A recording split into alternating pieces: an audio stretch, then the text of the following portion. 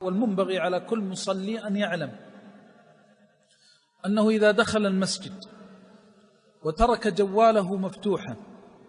فإنه يتحمل بين يدي الله المسؤولية بكل ما يترتب على الإزعاج في جواله.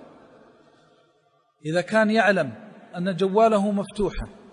سواء كان وقت صلاة أو غير وقت صلاة، لأنه يمر على الراكع ويمر على الساجد والمصلي وتالي القرآن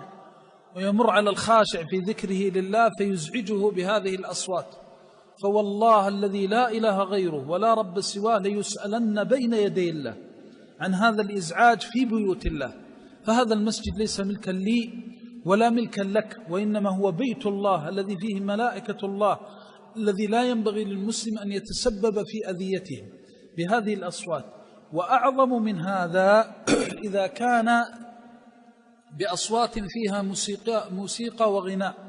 فإنه إذا فتح جواله وعلم أنه سيصدر هذا الصوت من الموسيقى والغناء داخل المسجد فسيحاسبه الله عن هذا الصوت داخل بيته شاء أم أبى. فكل أصول الشريعة تدل على أن المتسبب في الفعل المفضي إلى الشيء مسؤول عنه، سواء تسبب في ضرر متعلق بالناس أو متعلق بأمر فيما بينه وبين الله أو بأمر فيما بينه وبين الناس. كون الإنسان يأتي بجواله ويفتح على أصوات الموسيقى ويجعلها تشوش على الناس داخل بيوت الله حتى ولو لم يكن في المسجد أحد، ففيه عماره